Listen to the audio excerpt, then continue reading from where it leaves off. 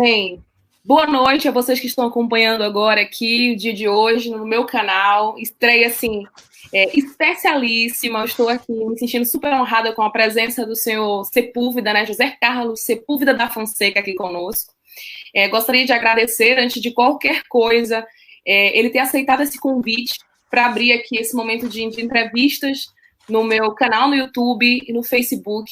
Peço a vocês para que informem como é que está a questão do áudio aqui, a imagem, a qualidade da transmissão para vocês, para a gente poder fazer o ajuste agora no comecinho dessa live. Vocês vão comentando, deixando perguntas aqui. Antes de dar a palavra para o professor aqui, né? Gosto de chamar de professor, porque assim, ele dá uma aula realmente para a gente sobre esse assunto que a gente vai tratar aqui hoje.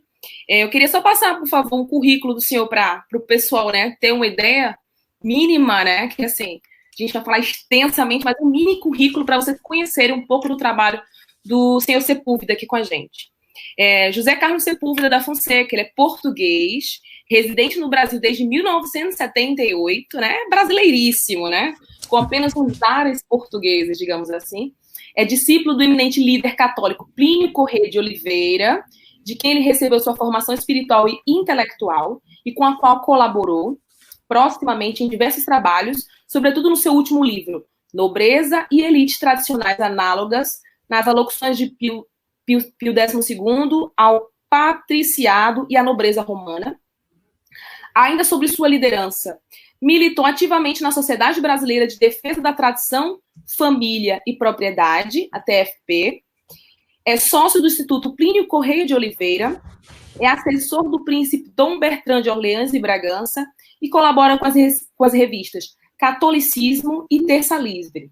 O professor também é analista político, palestrante, tem uma conta no Twitter com mais de 100 mil seguidores, então já a gente convida vocês que ainda não seguem a conta no Twitter aqui do José Carlos Sepúlveda, curtam lá, sigam, mantém seu canal próprio no YouTube, mantém igualmente um programa semanal Radar da Mídia no canal Terça Livre, faz análise semanal, né, análise da semana, no canal do Paulo Henrique Araújo, é autor de diversos blogs, entre eles o Radar da Mídia, e um dedicado ao pensamento de Plínio Corrêa de Oliveira, né, dando aqui um mini currículo.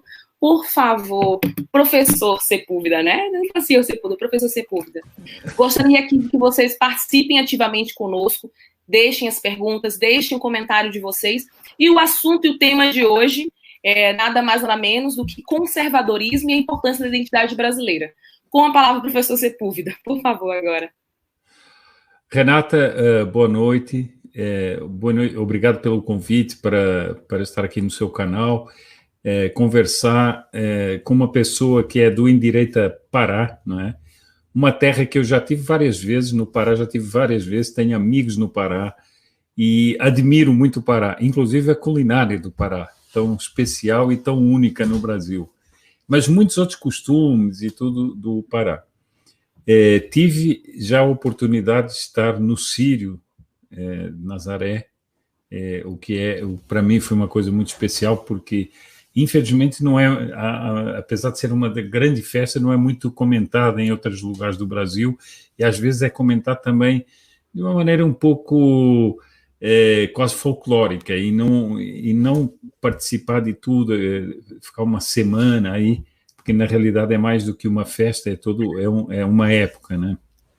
Bom, e também queria saudar todas as pessoas que estão aqui no seu canal para assistir a essa live e conversarmos um pouco sobre um assunto que você levantou aí e que é o título da própria live, que é o seguinte: o conservadorismo e a identidade brasileira. Eu acho que uma das coisas que está acontecendo no Brasil, e essa é das coisas mais profundas dessa movimentação toda, é que muita gente quis reduzir. O Brasil vivia, vamos voltar assim um pouco atrás, o Brasil vivia uma espécie de modorra política. As pessoas corriam para as eleições assim como uma tentativa de escapar de uma máquina imensa, mas depois voltavam para as suas casas, a vida continuava, e as pessoas viviam numa modorra uma modorra que vinha mais do seguinte, não era uma modorra de total desinteresse, era aquela modorra de quem diz o seguinte: quer saber de uma coisa? Eu não consigo nada contra essa gente, então vou tocando o barco aqui, vou tentando sobreviver e vou fazendo... E essas pessoas, entretanto, iam fazendo o Brasil crescer contra o poder, porque o poder, no fundo, esmagava as pessoas, sejam empresários com impostos, eram fazendeiros aí na sua terra, no Pará. Quanta ação da esquerda para prejudicar fazendeiros, para prejudicar a produção agrícola, tudo. Bom, mas essas pessoas iam fazendo o Brasil crescer, um pouco desligadas do poder público, iam desbravando o interior do Brasil, um país que está sendo desbravado por dentro ainda, e o Brasil foi crescendo, crescendo, e a um certo momento nós passamos de um governos do PSDB, que de mão beijada entregaram os governos para o PT, e bom, é bom não esquecer que o Fernando Henrique diz que foi o dia mais emocionante da vida dele quando ele passou a presidência para o Lula, e depois ele se encarregou, ele agora que fica fazendo tramas políticas para derrubar o presidente, ele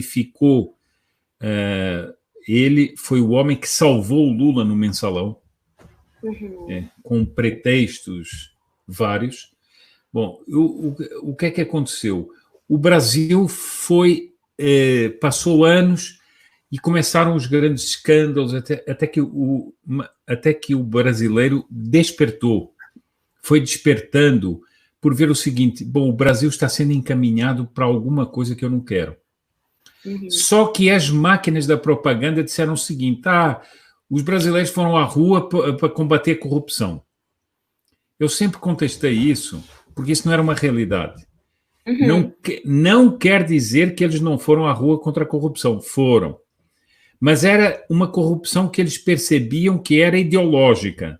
Então já tinha essa nota de ideológica. Mas tinha uma outra coisa a mais.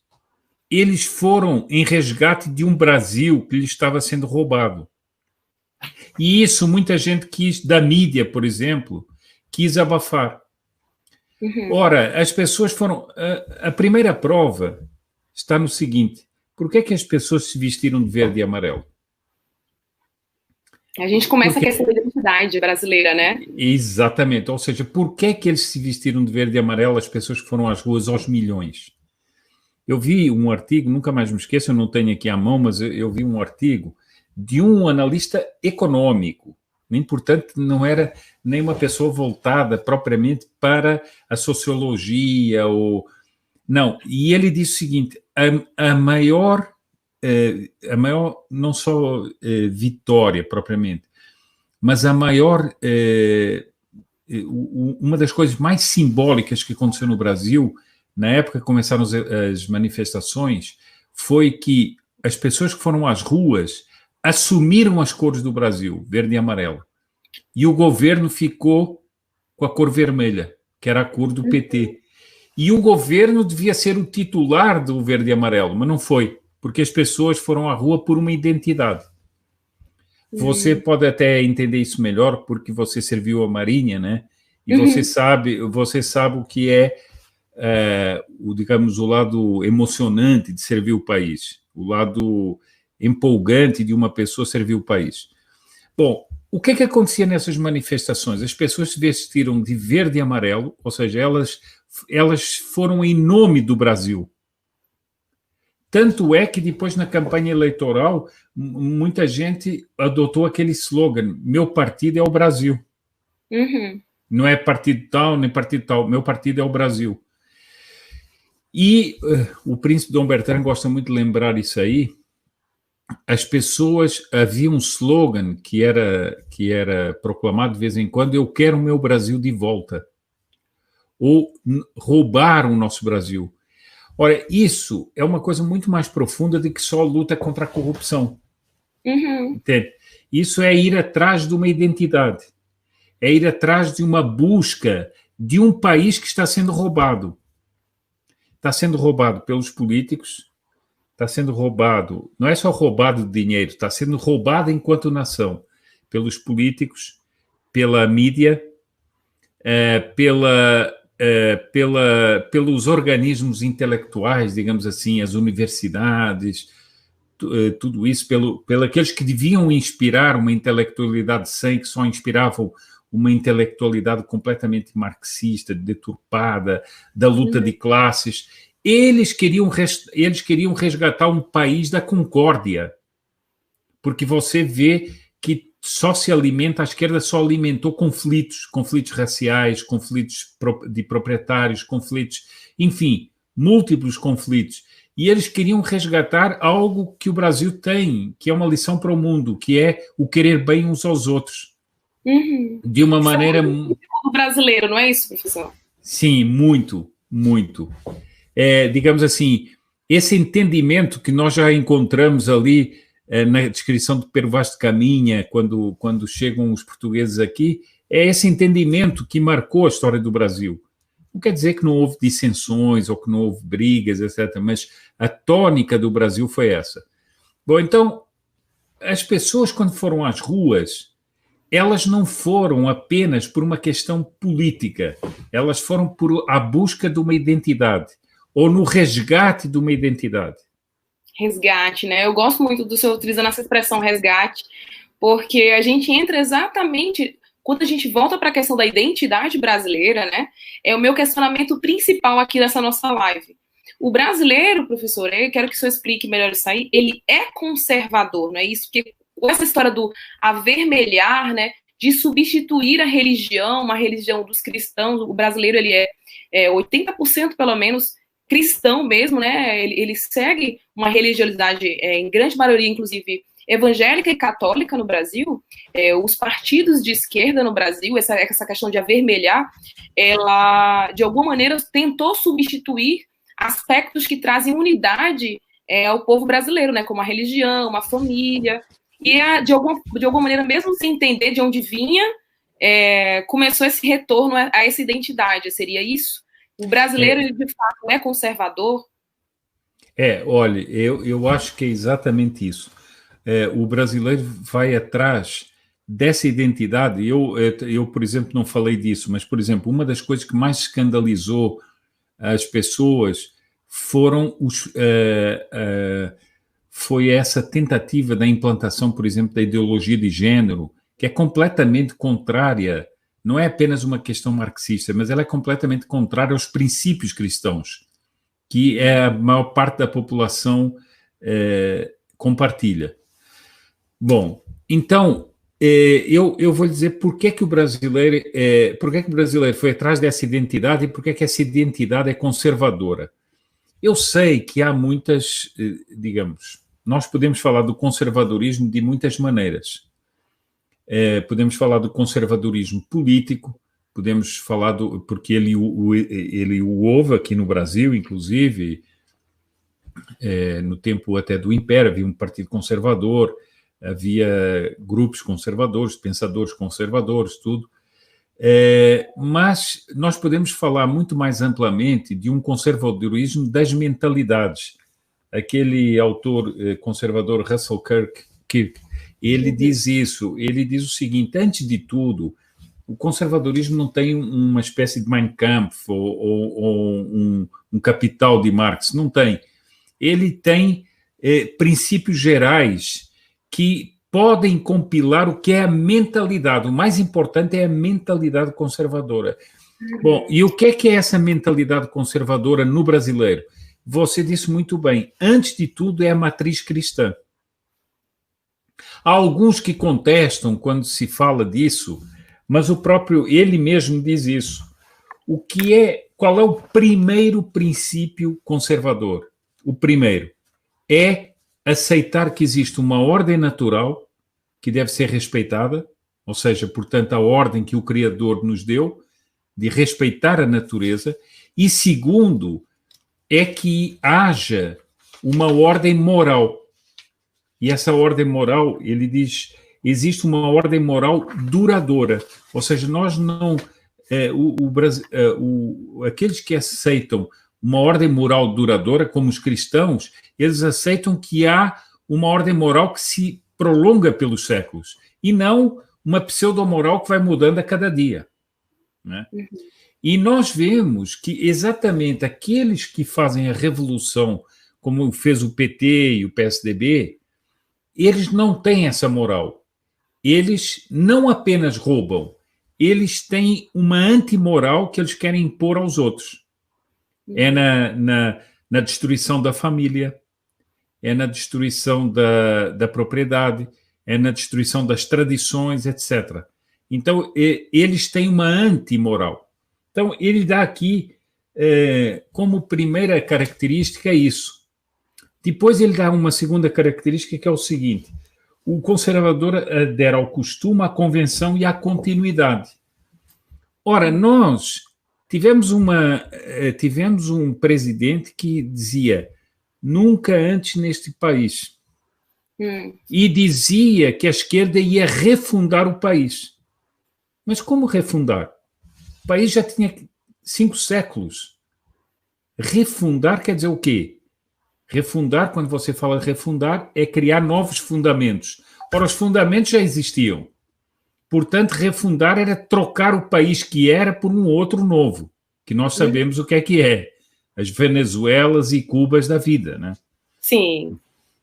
Bom, então, por que o brasileiro é conservador e por que ele foi atrás dessa identidade quando ele saiu às ruas? Por que ele se vestiu de verde e amarelo? Para dizer o seguinte: eu sou brasileiro. Por que as pessoas cantavam com emoção o hino nacional nessas manifestações? Por que elas, em muitas manifestações, rezavam? O que isso tinha a ver com a política propriamente? Isso tinha a ver para uma coisa mais para além da política, que era exatamente a identidade cristã e a identidade nacional vinda disso. Bom, depois nós podemos falar, ele fala aqui, eu não vou dar todos os princípios do que ele fala, mas ele fala aqui, por exemplo, da propriedade.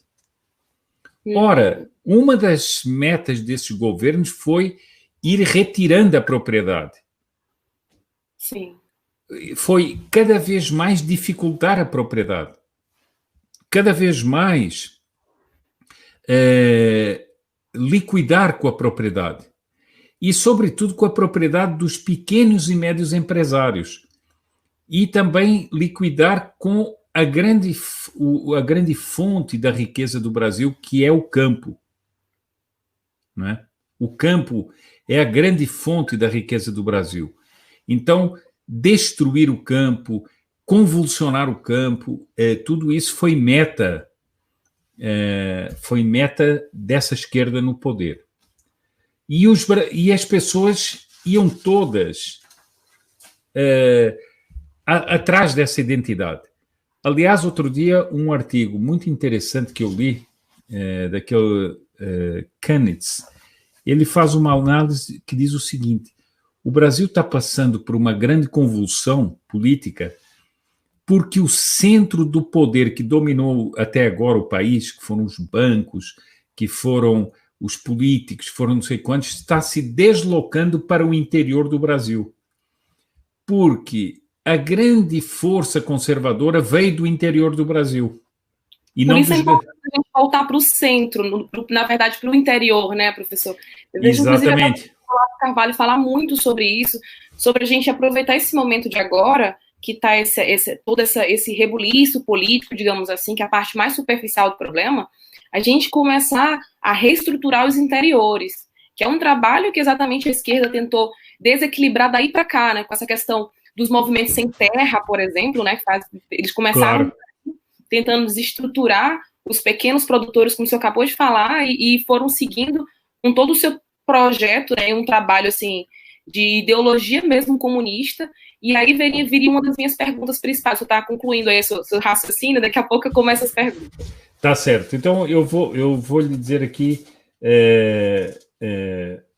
bom, ele diz o seguinte: a liberdade e a propriedade são dois princípios fundamentais do conservador.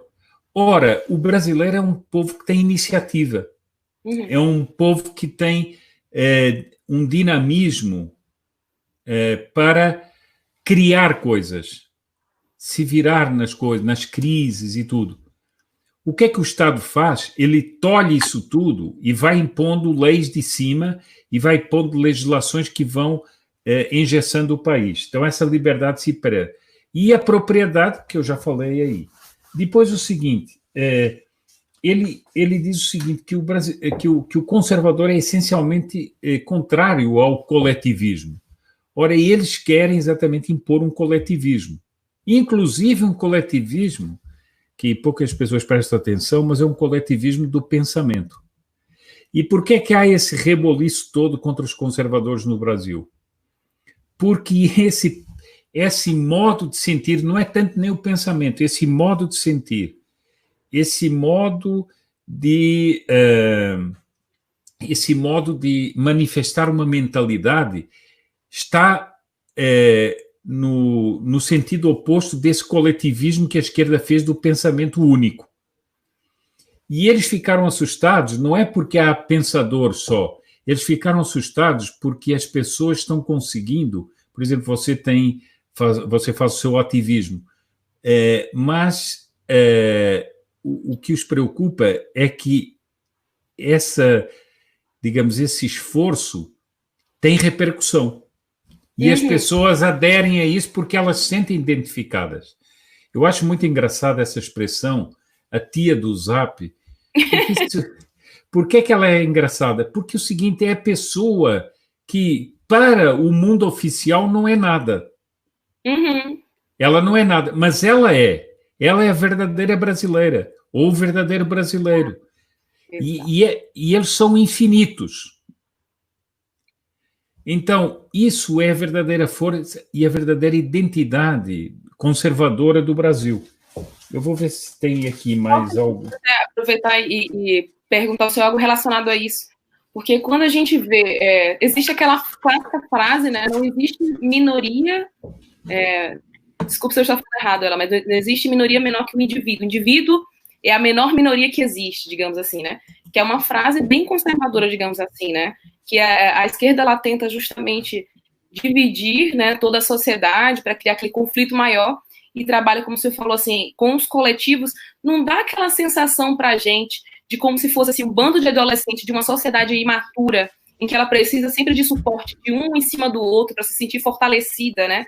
Para poder ter uma voz maior. Então, assim, você vê que realmente a esquerda ela tem aquele grupos de coletivos feministas, grupos de coletivos LGBTs para se sentir um pautado no outro, enquanto na direita você vê uma personalidade forte o suficiente, estruturada, como, por exemplo, o presidente Bolsonaro, que traz uma identidade nacional completa e que as pessoas, como você acabou de dizer, se sentem totalmente identificadas, porque elas são aquilo, né? Elas sentem essa necessidade de resgate. Seria isso mesmo? E depois vejo o seguinte, as pessoas mesmo que vão a manifestações, você tem ido, eu vi que você teve, por exemplo, em Brasília recentemente, as pessoas não vão ali, por exemplo, por causa de um partido político, elas não vão ali por causa de... Elas vão por causa do Brasil. Elas querem que o Brasil vá num caminho X. É o que elas querem.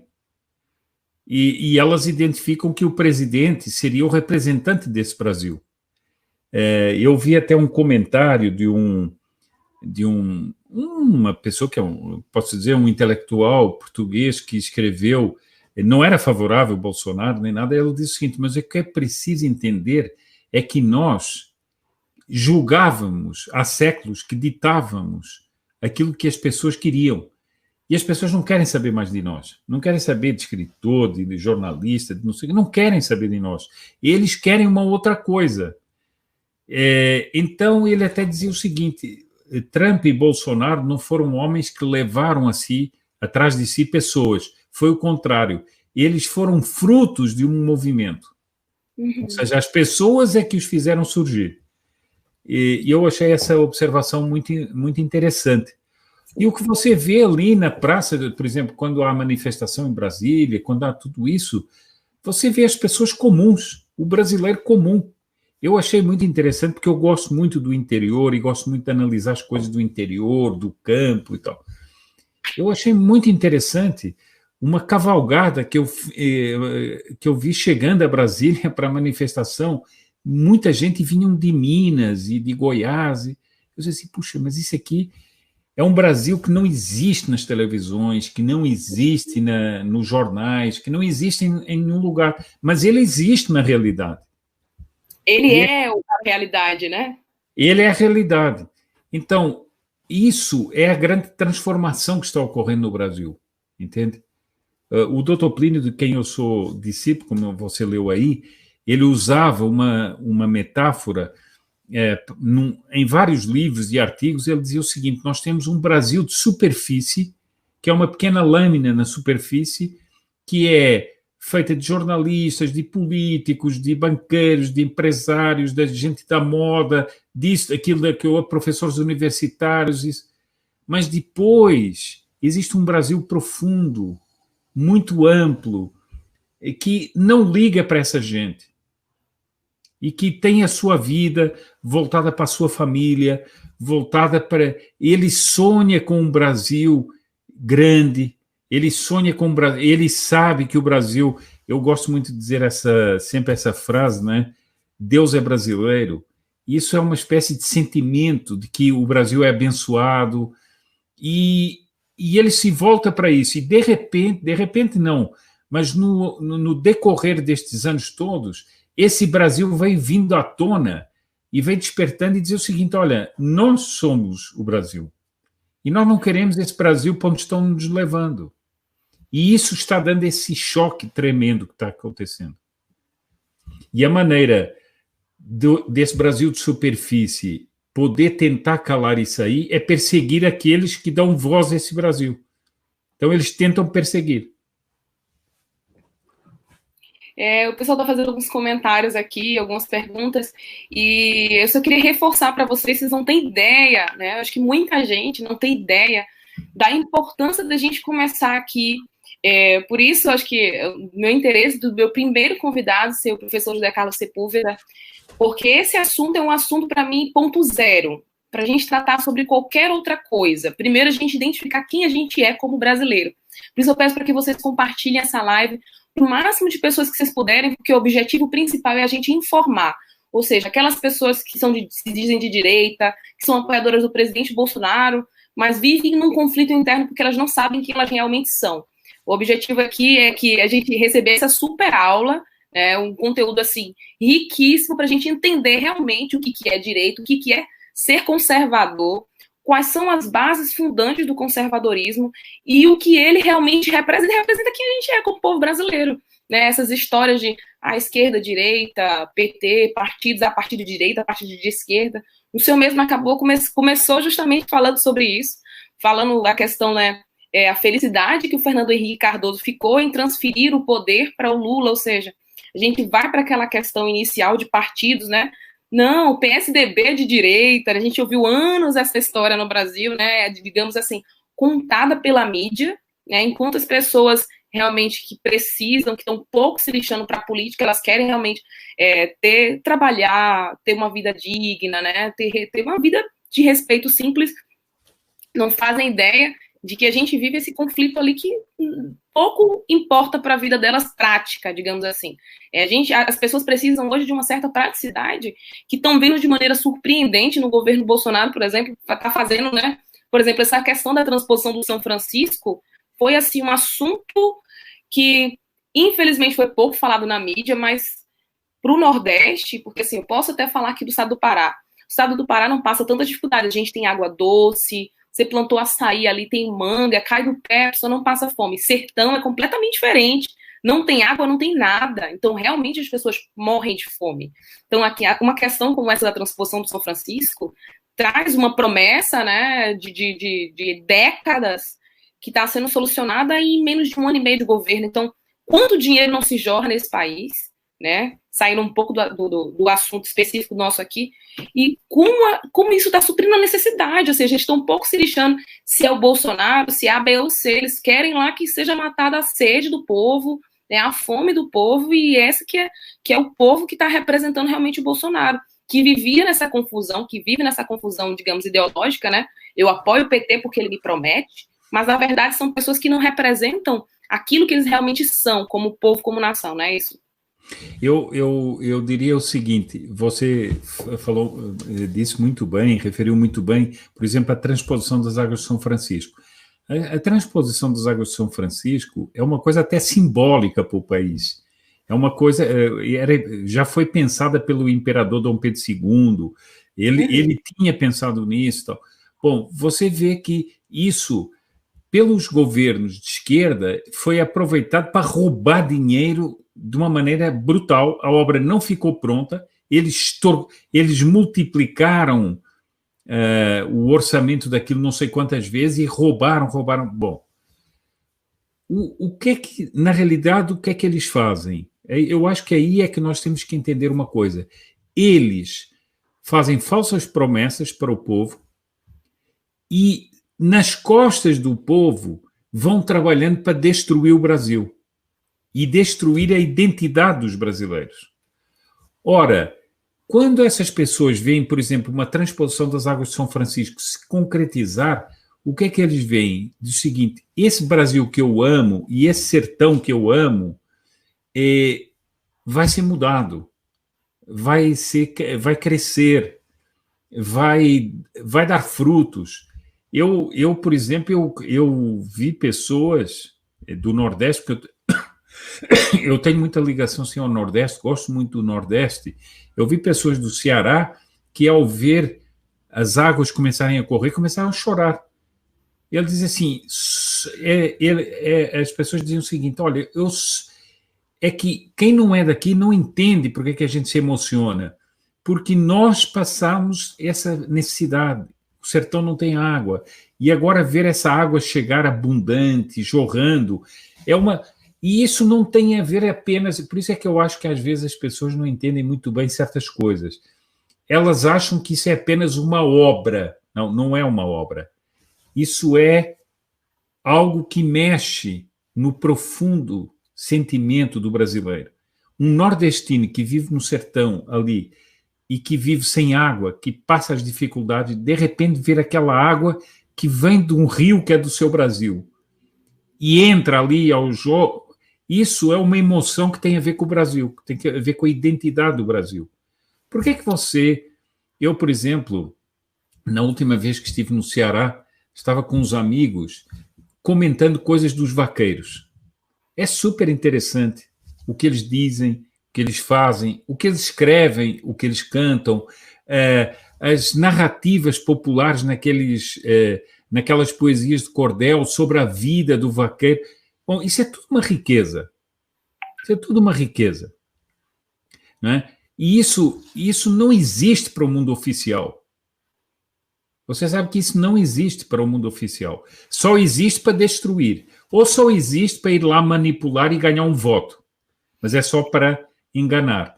Então, eu acho que, como você diz, esses fatos levam as pessoas a identificar-se com o país. Por exemplo, a pessoa ver uma estrada, eu creio que até no Pará, essas estradas completamente arrebentadas, que os caminhões ficam todos enlameados, que não conseguem passar, e de repente eles veem que essas estradas são aplainadas, são asfaltadas, estão funcionando.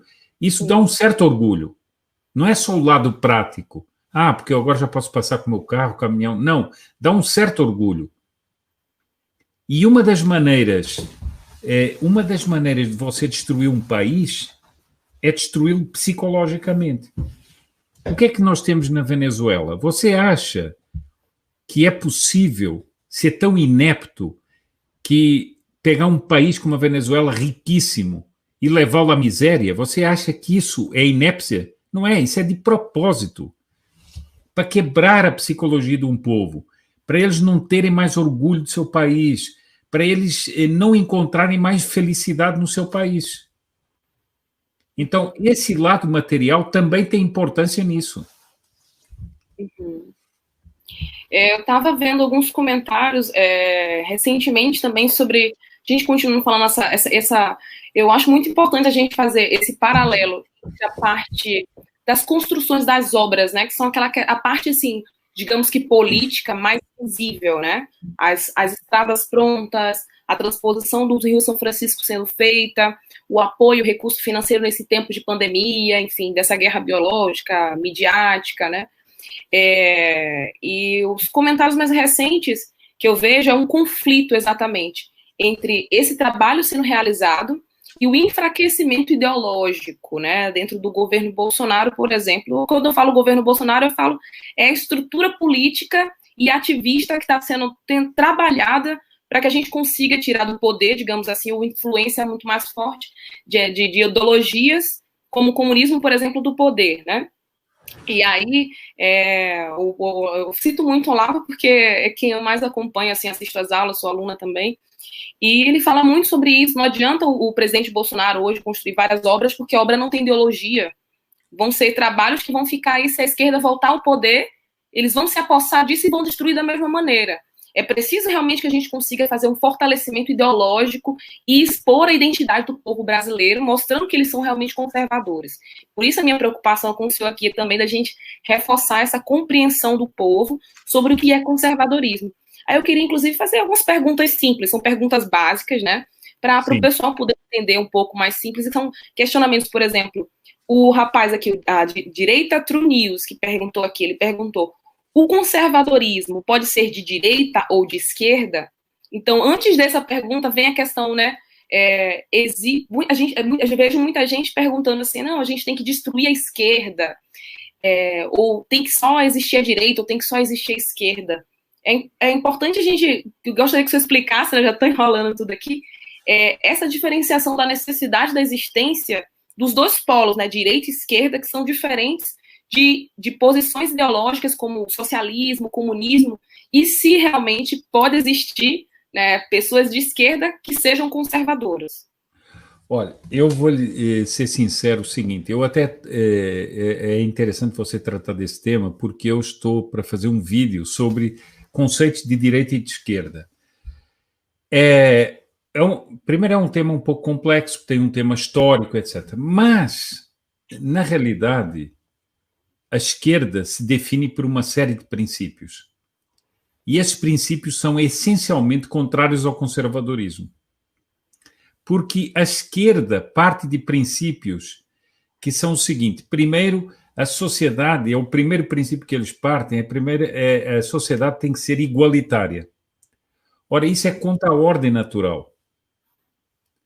Isso é contra a ordem natural.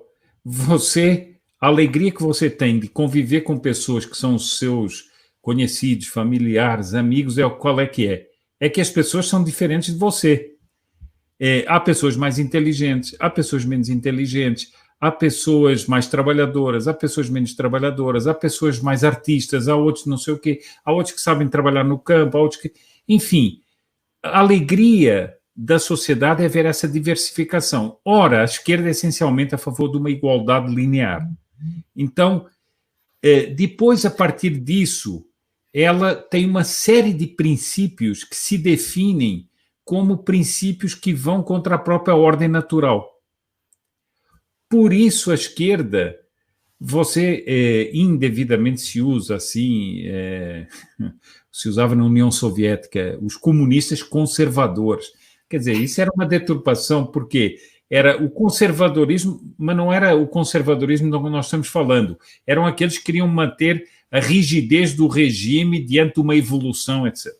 Bom, então, o que eu tenho a impressão é o seguinte... Era a palavra aplicada inadequadamente, digamos assim. Inadequadamente. Então, realmente, quando nós vamos ver os conceitos de direita, também podíamos ir tratar aqui dos conceitos de direita, mas isso seria uma exposição um pouco longa. Eles têm a ver com a ordem natural das coisas. Você vê aqui os princípios que dá o Russell Kirk do conservadorismo, não são princípios políticos.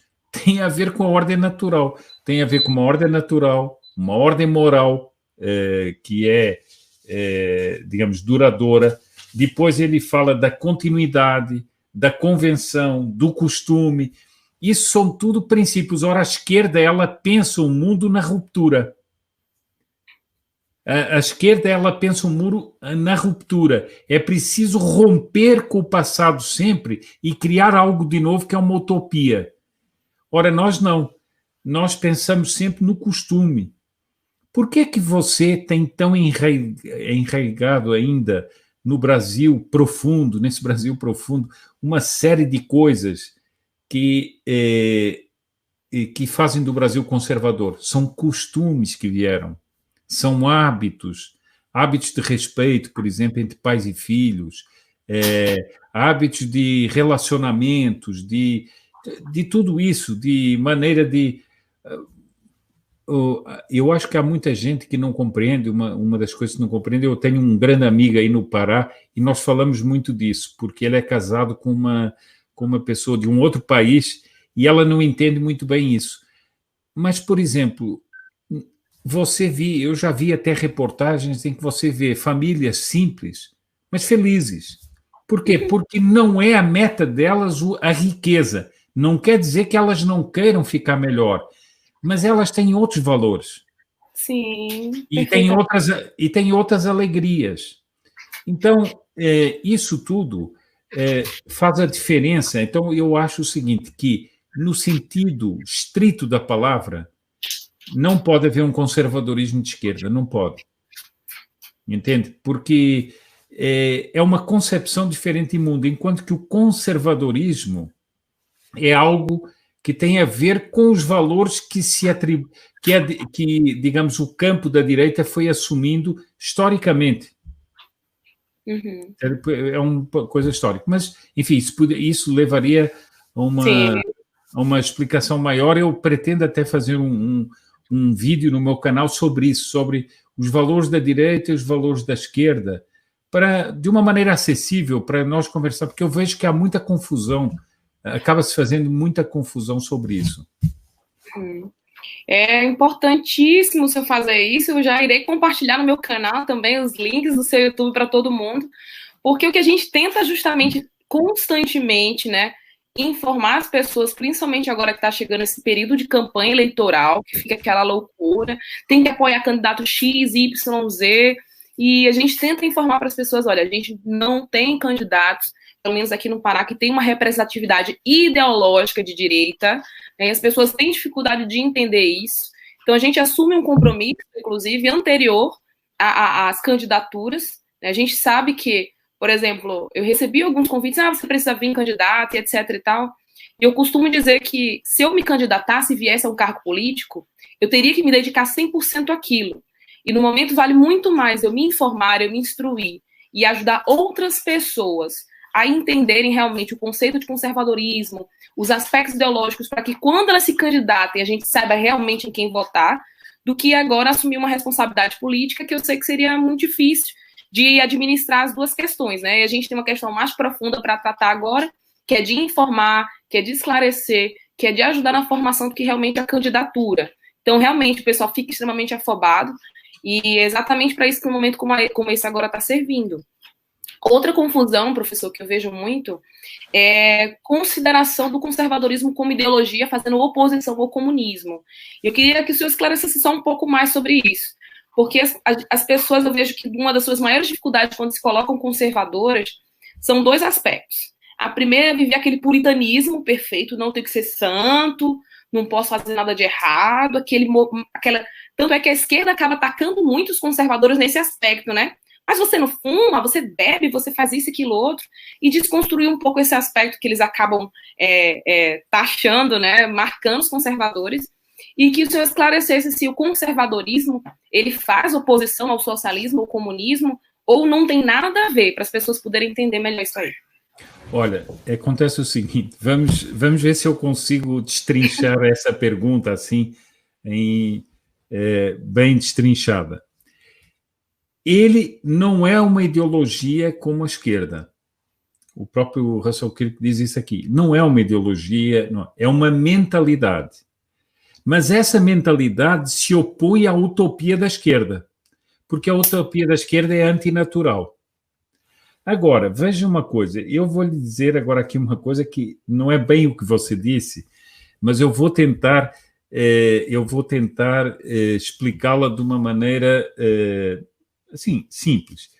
Ele diz o seguinte: o verdadeiro conservadorismo tem que ser também uma questão de moral pessoal. Porque nós não podemos, se nós não formos coerentes com os valores que nós defendemos na sociedade, nós vamos acabar por destruí-los na sociedade. Uhum. Porque se nós somos os portadores de valores nos quais não acreditamos, porque nós moralmente não praticamos esses valores, daqui a pouco esses valores vão desaparecer. É uma lógica. Então ele diz o seguinte: os conservadores acreditam que todas as questões sociais, no fundo, são uma questão de moral pessoal. Eu vou lhe dar um exemplo.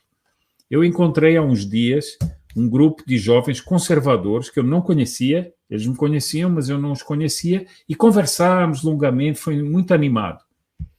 E eles disseram o seguinte: eu os encontrei numa missa, e eles disseram o seguinte: não, hoje nós nos levantámos muito cedo e nós fomos pegar alimentos e fomos levar para uns moradores de rua. Qual é a obrigação que eles têm de fazer isso? Nenhuma. Digamos, uma obrigação formal não é nenhuma. De onde é que parte isso aí? Parte de uma obrigação moral. Ou seja, eles veem que por causa do descalabro do que esses governadores estão fazendo, de prolongar lockdowns e não sei quantos sem sentido, e que estão levando muitas pessoas ao desemprego e a ficar na rua, eles vão lá por conta própria, então eles têm o quê? Um valor moral, têm uma ordem moral dentro de si, e sem obrigação nenhuma, e sem vantagem nenhuma, porque não vão ganhar votos, não vão ganhar nada, eles vão lá fazer aquele bem àquelas pessoas que estão ali na rua. Então, eu acho que eu respondi assim um pouquinho à sua pergunta pelo seguinte, porque se nós defendemos que a sociedade tenha valores, mas não são valores arbitrários, são os valores que regem as relações dos homens naturalmente, nós devemos tentar ser coerentes com os valores que nós defendemos. Uhum. Não é? Perfeito. Acho que eu que não me fiz entender muito bem. Eu falo assim, algumas questões como, não pode falar palavrão, não pode fumar, não pode beber, como se fossem elementos mais superficiais. Não aspectos morais em si, né, que são imutáveis, os preceitos básicos. Mas questões como essa, assim, você fala um palavrão, como assim? Você é conservador, não pode. Coisinhas que eles tentam utilizar como artifícios, né, para tentar combater a moral, que na verdade não são elementos, assim, aspectos essenciais da moral, digamos assim, né? Claro. Agora, você não pode imaginar, digamos assim, você não pode imaginar, vamos ver se eu consigo exprimir isso. Por exemplo, a civilização, ela se caracterizou por quê? Ela se caracterizou pela civilidade, exatamente, pela educação das pessoas umas com as outras. Eu não posso admitir assim um conservador que seja um grosseiro, que trata mal todo mundo, que não respeita as pessoas. Bom, mas espera aí, mas você acha que é um conservador sendo assim? Não é um problema de uma ideologia, é porque esse é um modo que não é coerente com o valor que nós defendemos, entende? Por exemplo, você teve na Marinha, né? Você teve na Marinha, você outro dia até viu um post seu que você disse: eu sempre fui respeitada na Marinha, sempre fui bem tratada, respeitada, etc. O que é aquele código de respeito que existe, por exemplo, na Marinha? É um código que vem exatamente de uma civilidade e de um princípio que é essencialmente conservador, né?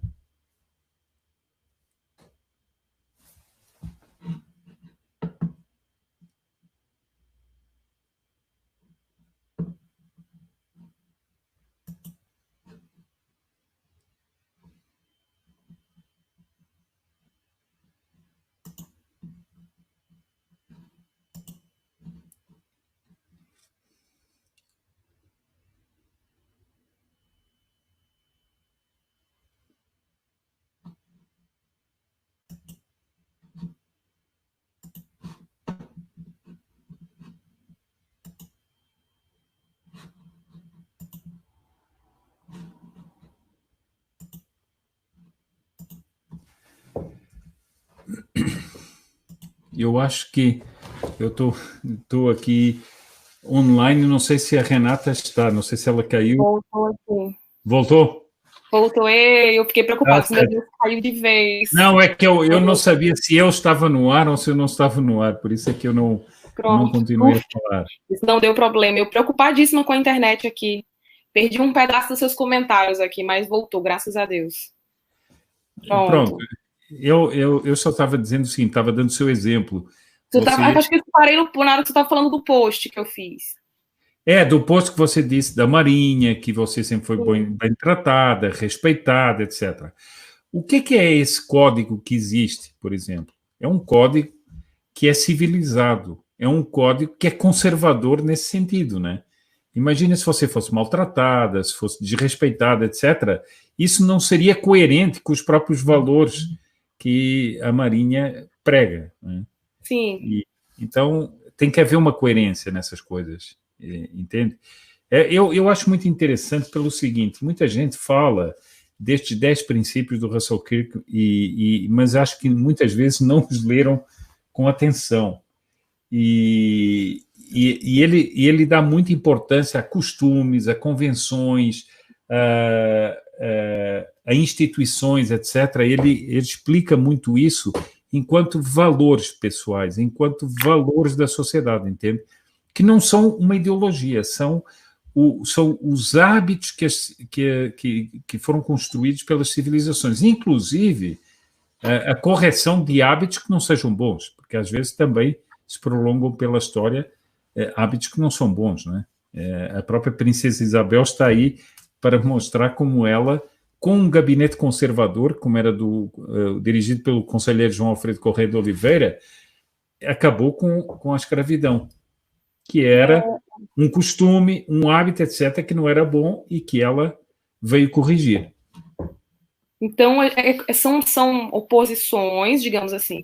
O conservadorismo é uma mentalidade e o socialismo, como base inicial do comunismo, o comunismo é a continuidade, digamos assim, um aprofundamento do socialismo, vem como ideologia. Né? O conservadorismo, como mentalidade, consegue fazer uma oposição, né, de aspectos gerais. Seria isso, então, né? Eu vou lhe dizer uma coisa. Na realidade, você vê o seguinte: o que a ideologia socialista e comunista e revolucionária quer é a implantação de uma mentalidade deturpada, que é uma mentalidade que opõe-se à natureza e à ordem natural. Você vê. Estou fazendo minhas anotações, viu? Tá certo. O que é que você vê, por exemplo, num país comunista? Os pais que denunciam os filhos, ou os filhos que denunciam os pais às autoridades. Isso é uma aberração. Sim. Isso é uma aberração. Mas por quê? Porque há uma máquina feita que tem uma ideologia também, mas que visa destruir a natureza humana. E visa destruir o que é que você, por exemplo, como pessoa, acha que deve ser o relacionamento das pessoas? De bondade, de entendimento. O que é que você acha que deve ser o relacionamento do ponto de vista racial no Brasil? De amizade, de entendimento, de compreensão das diferenças. Essa gente não, eles acham que deve ser de ódio. Eles acham que deve ser de ruptura. Então, dívida, né?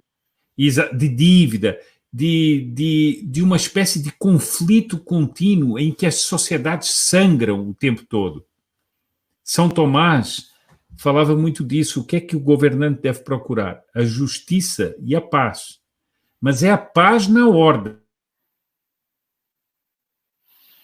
Opa, deu uma travada lá agora, será? Deu uma travada novamente aqui.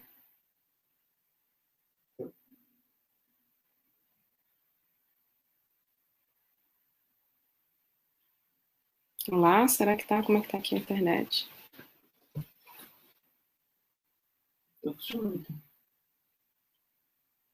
Oi? Não sei se foi lá na internet com o seu Sepúlveda ou se tá aqui.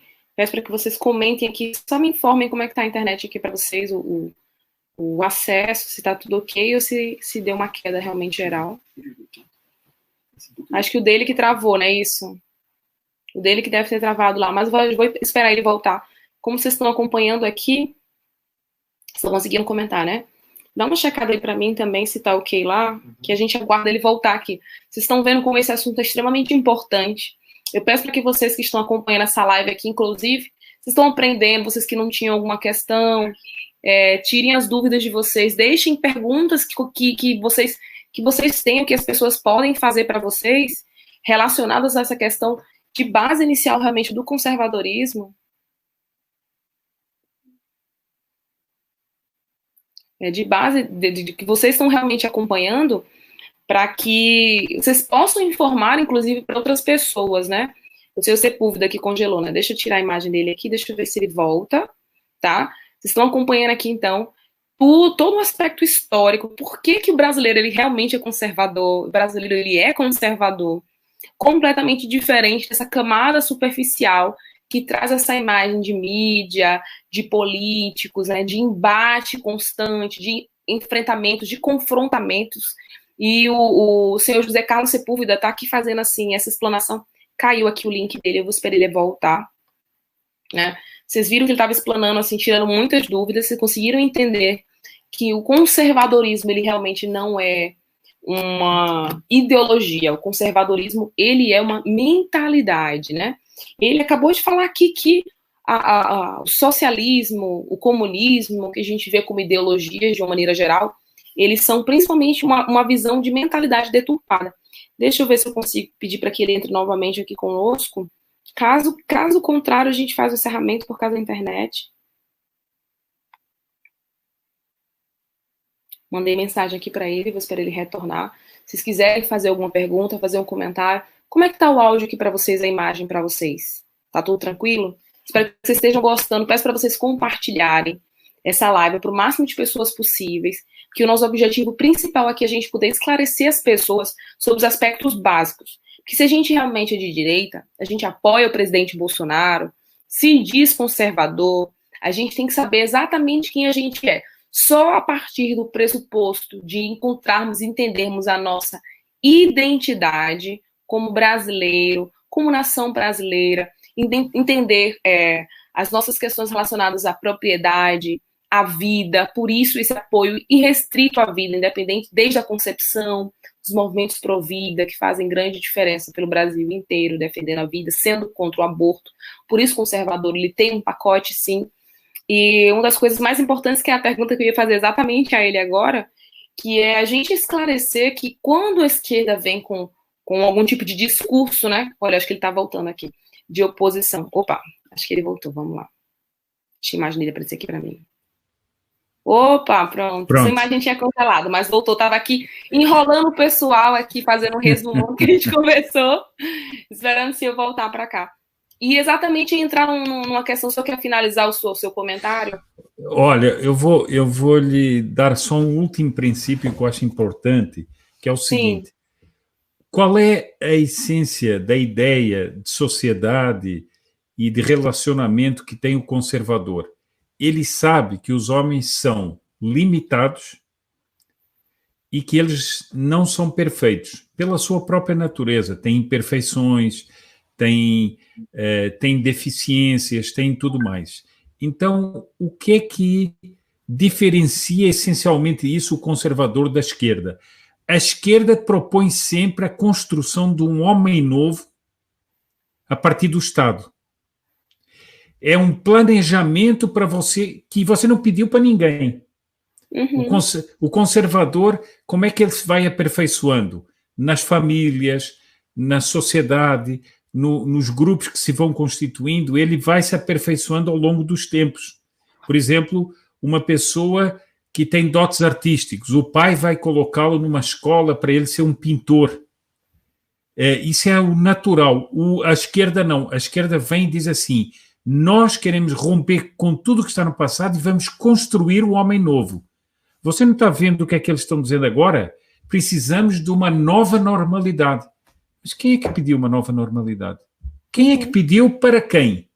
Não, é um negócio que vai ser imposto, que você tem que se relacionar de outra maneira, que você não... Bom, isso não tem nada, isso é uma utopia.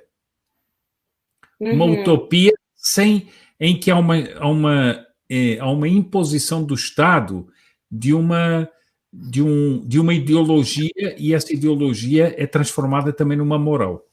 Aí eles utilizam como justificativa as minorias, né? Porque minorias. A gente tem que entender porque existe a minoria dos LGBTs que precisam ser respeitadas e vocês têm que aceitar, né, esse novo condicionamento, e existe aí a imposição dos direitos das mulheres que precisam ter seus corpos respeitados e por isso vocês têm que ser a favor do aborto e todo o pacote que eles tentam trazer para confundir mentalmente, né, trazer a loucura mesmo generalizada para a sociedade, não seria isso? Exatamente, você tem toda a razão. É toda a razão, você descreveu muito bem. Ou seja, uma imposição, mas veja bem, eles que dizem que as minorias têm que ser respeitadas, depois começam a perseguir a maioria.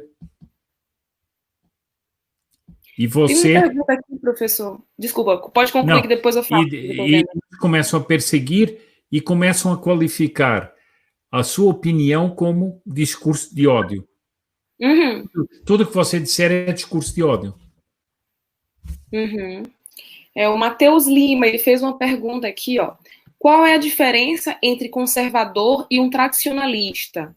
Creio que o povo brasileiro é, em sua maioria, tradicionalista e não conservador em essência. Olha, acontece o seguinte, eu vou dizer aqui, assim, essa pergunta é muito interessante, mas o problema é que, como houve no conservadorismo, houve a corrente política conservadora, isso aí essa diferenciação é uma diferenciação um pouco subtil, porque realmente, se você for falar do ponto de vista dos costumes, o tradicionalista também é isso. O conservador também é isso, de um tradicionalista. Mas se você for falar do ponto de vista mais da definição de valores políticos ou sociais, você pode fazer uma certa diferença. Mas eu, quando falo aqui de conservador, enquanto mentalidade, também falo desse ponto de vista tradicionalista, porque não há conservadorismo sem tradição. Não existe. É uma das essências dessa concepção, é isso. Portanto, eu concordo que as pessoas poderia-se dizer aqui, podíamos estar falando, só que eu acho que era melhor, nós estamos falando de conservadorismo, porque é esse problema que está hoje tão comentado aí, né? Então, por isso é que nós estamos falando de conservadorismo. Eu acho que um dos aspectos, quando a gente ouve assim, as pessoas, né, principalmente a aplicabilidade, né, do processo de inserção ideológico da esquerda, principalmente nos jovens, né? Então a gente ouve muito assim, o jovem aquele engajado para frente, e aí você vai ser igual seus pais, seus avós, totalmente retrógrado, né? Então fica aquela imagem do conservadorismo como uma coisa retrógrada.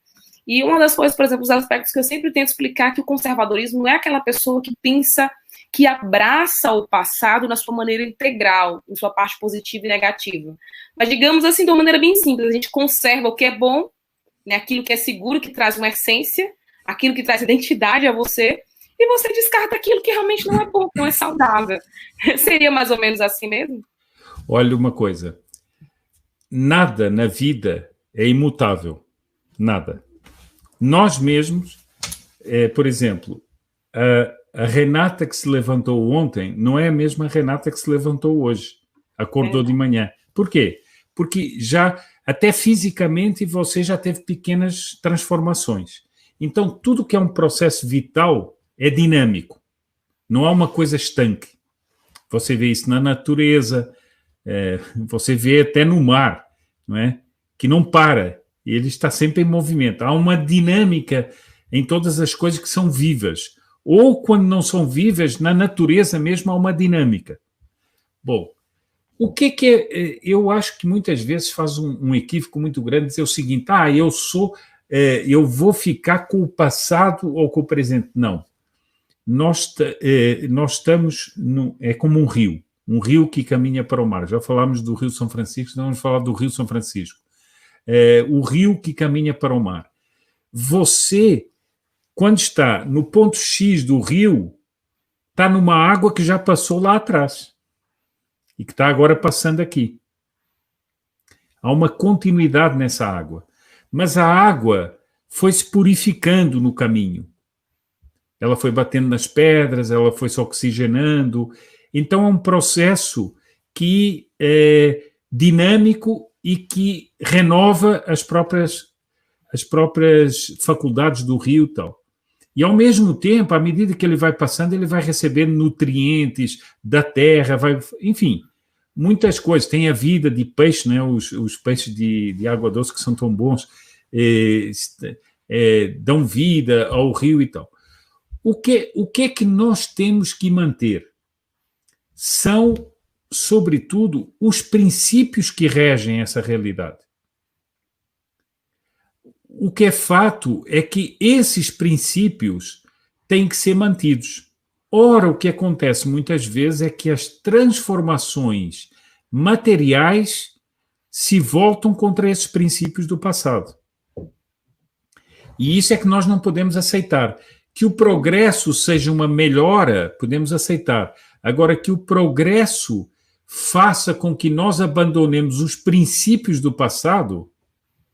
E você tem aquela frase famosa que eu, quando já ouço, já fica assim, vontade de já não ouvir mais nada da pessoa. Nossa, mas em pleno século XXI, você... O que é que isso quer dizer? O que é que isso quer dizer? A família seria a coisa mais retrógrada que existe, então, do ponto de vista... Porque é sempre a família. Sim. Mas o que é suceder de gerações? É uma riqueza imensa. É tão imensa que há pessoas que ficam à procura para saber quem são os seus antepassados. Que elas querem saber, não, mas eu venho de onde? Quem foram as pessoas que vieram para aqui? De onde é que eu vim? O que é que eles fizeram? Fizeram isso, fizeram aquilo? Eram pobres, eram ricos, eram cultos, não eram cultos? Enfim, isso é uma riqueza... Quem eu sou, né? Quem eu sou? Quem foi minha mãe? Quem foi meu pai? Pai, exatamente. Quem foram os meus avós? E assim, então é o seguinte... as condições de vida dos nossos bisavós, claro que não são as nossas. Claro que não são. Isso é uma dinâmica que muda. Mas o que nós precisamos ter cuidado é que essa dinâmica não venha acabar com os nossos princípios. E você vê que muitas coisas do progresso moderno nos empurram para nós rompermos com os princípios. Sim. Eu acho que assim eu consegui explicar mais ou menos o que é que seria essa ideia do conservador, e que não é uma coisa parada, como um rio não está parado, mas o rio é sempre o mesmo. Também não é romper, né? Não é acabar ali claro. com a tua história, porque senão você não tem identidade realmente. Claro. Então, perfeito. Assim, o senhor eu acredito que esclareceu todo mundo aqui, me esclareceu bastante em relação a isso também. Estou me colocando aqui como ouvinte, aluna, fazendo as minhas anotações. Minto não, viu? Meu caderninho está bem aqui, ó. Dá para ver com a luz, está tudo anotadinho aqui. Inclusive para poder replicar para as pessoas, né? Para o máximo de pessoas que eu puder. Uhum. E eu faço, tu sabe que eu faço isso mesmo. Outro assunto importante, eu acho que assim, agora eu consigo fazer uma análise muito mais clara da eleição do presidente Bolsonaro, né? Falando do conservadorismo vindo de dentro para fora, nessa nossa conversa aqui, a gente está 1 hora, vamos já encerrar, mas é o que a gente tenta esclarecer para as pessoas. Muita gente fala que a vitória do presidente Bolsonaro foi por falta de opção, por desespero da população brasileira. E hoje, entendendo melhor o conservadorismo, eu consigo entender que, na verdade, é algo que não vai parar nem tão cedo. Surgiu com a figura do presidente Bolsonaro, justamente porque as pessoas procuravam alguém que representasse elas como elas realmente são, dentro de um ambiente político, né? Ou seja, não é porque elas estavam cansadas. Pode até ter supostamente começado as manifestações nas ruas por causa de 20 centavos, mas a representatividade maior e a figura simbólica sobre o presidente Bolsonaro, eu vejo como 2 coisas importantes. Eu não sei se o senhor concorda comigo. Essa imagem do Bolsonaro e dos filhos deles trazem, inclusive, essa imagem, né, monárquica também, né, seria simbolicamente falando, né, de ter alguém ali, e política é muito lealdade. A maior lealdade que ele pode ter, que você pode ter dentro da sua própria família. Minha mãe costumava dizer, minha mãe faleceu tem 4 anos, ela dizia muito pra gente, família assa, mas não come. Então existe uma lealdade, uma estrutura dentro da família, que é assim, ele que tem uma confiabilidade de política muito grande, e a gente vê essa representatividade simbólica no Bolsonaro, com sua família, de uma representatividade histórica mesmo, brasileira, da monarquia mesmo, de representatividade do povo estar sendo ali espelhado por aquilo que ele realmente é. E é aí, a partir dessa figura, dessa representação, que eu consigo fazer uma análise que nem tão cedo eles podem tentar apagar a imagem do Bolsonaro, que isso é um trabalho que vai ser feito pelo povo, e por isso a gente precisa realmente reforçar que a figura do povo ela vai ser cada vez mais fortalecida, não só as pessoas esperarem que o Bolsonaro faça, que os militares façam alguma coisa, que quanto mais a gente se torna esclarecido com a nossa identidade, mais força e maior a representatividade dos conservadores, ou seja, de quem realmente é a nação brasileira dentro da política, dentro da cultura. Seria realmente, assim, eu estou fazendo realmente uma análise boa sobre o que está acontecendo politicamente falando? Eu acho que sim, pelo seguinte, veja uma coisa, eu não sei, eu acho que uma vez li, mas agora não me lembro assim com precisão, mas eu uma vez li uma entrevista, acho que o presidente Bolsonaro, em que ele falava sobre o slogan da campanha dele, Brasil acima de tudo, Deus acima de todos. Esse slogan, o que é que ele, quem o criou, ele soube pegar uma realidade que é essa realidade conservadora que nós falamos. Brasil acima de tudo, Deus acima de todos. Esse foi o princípio da identidade brasileira que estava nessa campanha. Portanto, não estava tanto propriamente uma ideologia ou um partido, mas estava essa identidade brasileira. Bom, você sabe que eu sou monarquista. Por que a monarquia tem esse apelo? Porque a monarquia exatamente é uma família que rege o Estado. Aliás, eu vou aqui lembrar uma coisa. Brasileiro é monarquista, né, não? Eu vou lhe aqui lembrar uma coisa muito interessante. O seu Pará, né, o Grão-Pará, que é um título muito bonito, né? O Grão-Pará, o príncipe, havia um príncipe na sucessão da família imperial que era chamado príncipe do Grão-Pará, que era nós tínhamos o chefe da casa imperial, que seria o imperador, tínhamos o sucessor dele, que fosse o irmão ou fosse um filho, que era o príncipe imperial, e o primeiro filho do príncipe imperial era o príncipe do Grão-Pará. Então, é um título muito bonito. Bem, mas vamos ver o seguinte. Então, o natural do ser humano, por exemplo, há muitas pessoas que dizem o seguinte, mas você fica pedindo favorzinho para a autoridade. Isso é natural, porque os homens vivem em família. A sociedade se constitui de famílias. E o natural não é que eu esteja diante de você como uma funcionária pública, mas é que eu esteja diante de você o seguinte, se a minha família conhece a sua família, então eu vou pedir para a Renata, eu vou pedir para não sei o quê, porque esse é o relacionamento normal das pessoas. Inclusive o seguinte, imagina 2 mulheres conversando, eu vou pedir para fulana de tal uma receita que ela tem lá na família dela. Essa é uma coisa normal.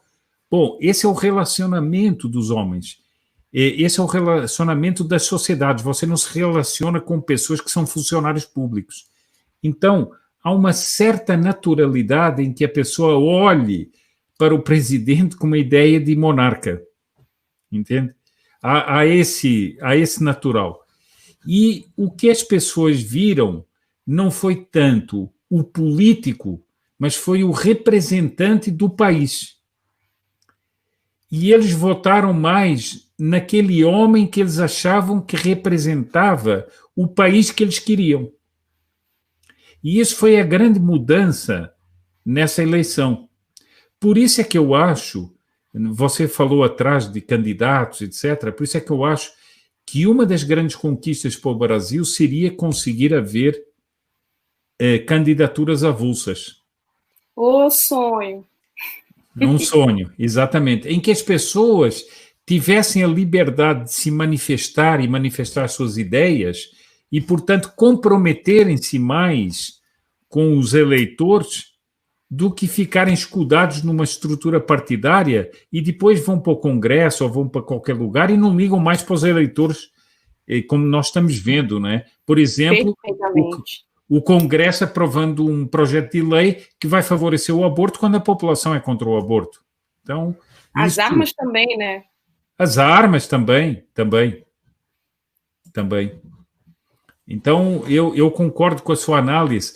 Por isso é que você nota o seguinte: o estertorar desse sistema todo político, ideológico, é muito grande. Porque houve um movimento profundo no Brasil que não estava não estava no script. Eles há muito tempo que vinham tocando o Brasil de uma maneira hábil. Finge que tem uma eleição, finge que há um debate, finge que uns se opõem aos outros. Eu ontem dei um exemplo, fiz uma live e dei um exemplo. Pronto, eu não sei como é que se chama aqui no Brasil, porque disseram vários nomes, mas nas feiras em Portugal, aquelas feiras mais populares, você tem aquele brinquedo que são carrinhos que se chocam. A pessoa entra num carrinho e fica chocando. Pronto, carrinho de bate-bate. O que é que acontece numa pista de carrinho de bate-bate? Nada. Você está lá, bate com o outro, brinca, afasta, dá uma trombada, mas não tem consequência nenhuma. Quando você acaba ali, você sai, vai com o outro tomar uma cerveja ou comer alguma coisa, e são amigos. Quem olhasse de fora disse, nossa, mas esse pessoal está se batendo um contra o outro. Não, aquilo é um jogo de cena, é um jogo. Então, os aparentes desentendimentos são como esses choques do carrinho de bate-bate. Mas, na realidade, não há enfrentamento nenhum. E você tem um sistema político todo montado, inclusive jurídico, em que uns se defendem aos outros, se protegem aos outros, e por aí vai. Professor, muito obrigada por tudo. Eu queria fazer minha última pergunta, nossa última pergunta aqui. O Samuel Mota comentou aqui, o eleitor cada ano torna-se mais inteligente e exigente. Vai acabar a facilidade de partidos, politicagem podre e esperta. O Everson Prazeres colocou aqui, o brasileiro em sua essência é monarquista, concordo totalmente com ele, isso é verdade. E eu gostaria que o senhor fizesse suas considerações e que trouxesse para a gente uma esperança, digamos assim, sobre essa análise política que o senhor tem feito, sobre essa presença, né, do conservadorismo, obviamente a gente está tendo uma dificuldade de enfrentamento muito grande, mas o que o senhor acha que a gente pode fazer no atual cenário para contribuir de alguma maneira com a população, ao mesmo tempo em que a gente possa ter alguma influência, digamos, midiática, política? Quais seriam as suas sugestões para o cenário atual que a gente está vivendo, né, para os conservadores? Olha, eu acho o seguinte, o primeiro fator de mudança, o primeiro fator de esperança, qual é que é? As pessoas esquecem-se disso, mas é que o sistema político foi abalado. Ele foi abalado. Eu sempre digo o seguinte, por exemplo, nas eleições, não foi só o PT que foi derrotado, o PSDB foi derrotado amplamente. Sim. O candidato do PSDB foi ridículo. Portanto, não se esqueçam disso. Não foi só as eleições. Antes das eleições, as pessoas causaram um terremoto no sistema político. E esse pessoal do sistema político está mais ou menos como um náufrago, se tentando agarrar no que tem para tentar se voltar ao de cima. Mas, portanto, esse é o primeiro fator de esperança.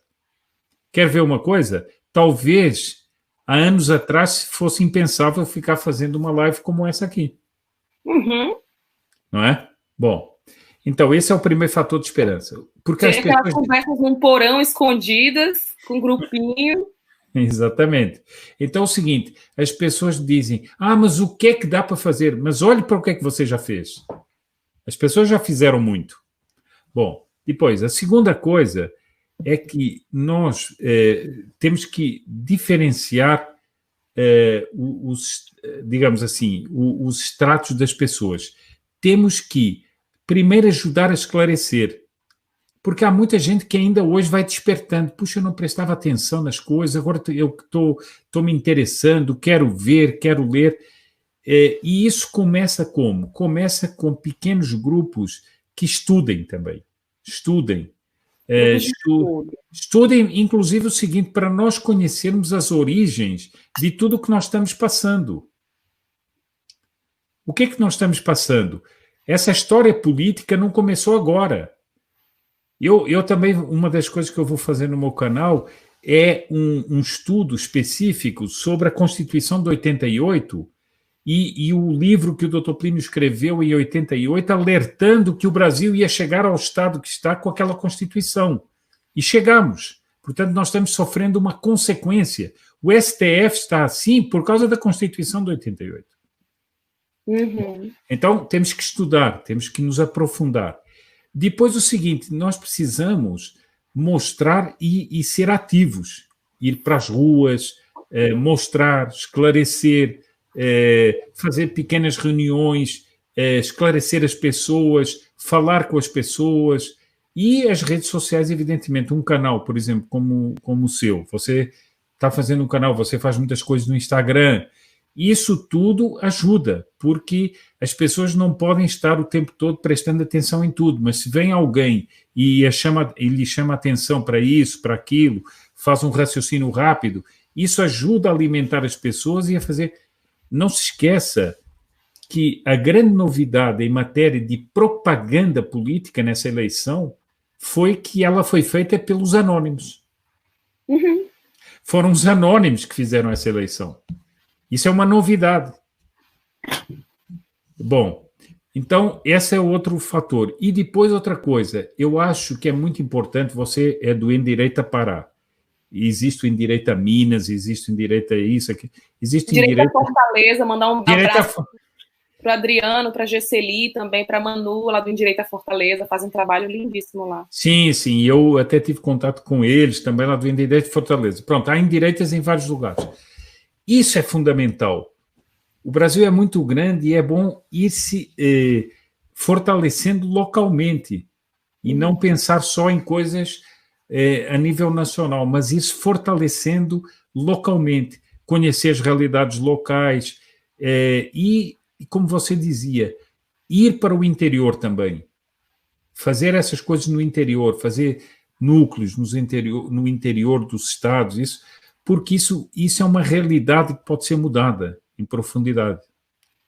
Entende? Então, essas seriam digamos, as sugestões e as palavras de esperança. E eu digo-lhe uma coisa, nós falamos aqui do cristianismo, eu disse ontem, a nossa grande esperança está traçada nos céus com o Cruzeiro do Sul. Ali está posto pelo céu a bênção sobre o Brasil. E essa terra tem essa bênção, e como dizem os brasileiros, Deus é brasileiro, e por isso o Brasil será protegido. O ser protegido não quer dizer que nós não tenhamos muitas dificuldades. Mais uma vez eu vou dar o exemplo. O que é uma pessoa que entra nas Forças Armadas? É uma pessoa que sabe que as coisas não são fáceis para conquistar, para conseguir. A pessoa tem que estar disposta a tudo, a estilhaço, a bomba, a tiro, a não sei quantos, mas ela sabe que ela tem um ideal e uma meta. Então não quer dizer que nós não vamos ter dificuldades, mas eu tenho a certeza que o Cruzeiro do Sul está no céu do Brasil para dizer que o Brasil vai vencer e vai vencer sob o sinal da cruz, entende? Sim. Mantenhamos nossas orações, inclusive, né? Sim, exatamente. Exatamente. Professor Sepúlveda, mais algum comentário que você gostaria de fazer para o pessoal aqui? Não, eu queria só agradecer a todos que estiveram aí, queria agradecer a você, Renata, ter me convidado para vir até aqui, ao seu canal. Desejo que o seu canal cresça muito e que você consiga fazer mais uma frente de atuação, você que é tão ativa, e que o Endireita Pará vá crescendo cada vez mais, vá se fortalecendo cada vez mais, e que outra coisa que eu acho fundamental, que todos os conservadores, por mais diferenças que nós possamos ter nisso ou naquilo, nos mantenhamos unidos em torno desses valores, que são os valores tradicionais do Brasil, e saibamos lutar juntos por esse Brasil que quer permanecer fiel a si mesmo. Então, desejo muito êxito para o seu canal, e já agora, se alguém depois quiser visitar o meu canal, faça isso, que eu já tenho vários vídeos lá sobre diversos assuntos. É um canal também novo, mas já tenho coisas lá e prometo colocar outras. Olha aí, por favor, olha, vão a todo mundo agora, né? Convidando, não, é quase que uma ordem aqui. Vocês aprenderem realmente muito conteúdo. O professor, assim, eu fico muito feliz com abrir, assim, essa série de participações do meu canal aqui no YouTube com o senhor, porque eu tenho certeza que assim, esse conteúdo era conteúdo 00 de informações para a gente começar qualquer trabalho em cima disso. Inclusive, ainda essa semana a gente vai ter mais 2 lives super importantes. Inclusive o professor Rafael Nogueira, né, que participa muito também, você conhece ele próximo. Conheço. Da Biblioteca Nacional. Tá fechando, vai ter outro conteúdo extremamente bacana semana que vem aqui conosco. O Josias Teófilo, que está montando o filme Nem Tudo Se Desfaz, né? É uma narrativa extremamente importante para a história real brasileira, né? Dos 20 centavos para a ascensão do presidente Bolsonaro. A gente vai fazer uma live com ele, inclusive fiquem atentos aqui no canal. E outros convidados super bacanas que a gente vai fazer, algumas lives jurídicas, inclusive. Então, muito mesmo obrigada, professor, né? Posso chamá-lo assim mesmo, professor, né? Você está dando uma aula. Quer dizer, não, mas acontece o seguinte, eu vou dizer uma coisa. Você disse que eu já fui adotado pelo Brasil, etc. E uma das coisas que é muito boa no Brasil é que os brasileiros são, assim, muito generosos. Eu não sou professor, mas pronto, todo mundo fica dizendo que é o professor, né? Mas eu não sou professor. É aquilo que é muito mais importante do que título, é essa questão do ensinar. E assim, eu posso responder por mim, eu garanto que assim, boa parte de quem está acompanhando aqui está aprendendo muito com o que você acabou de falar aqui. Eu costumo, assim, tentar agregar as 2 questões. Eu tento, de alguma maneira, absorver os conteúdos nessas participações, eu acho que é uma troca, mas principalmente aprender o máximo que eu puder, para poder compartilhar para o máximo de pessoas que puder, e aproveitar esse momento que eu estou aprendendo, para que a gente consiga compartilhar isso para o máximo de pessoas possível. Por isso, graças a Deus, santa internet. É o que a gente peça, inclusive, aqui, fortaleçam as orações de vocês pelo nosso país, pelo professor, sim, Sepúlveda, que está aqui conosco, pela minha vida, inclusive, que não é fácil aqui no Pará.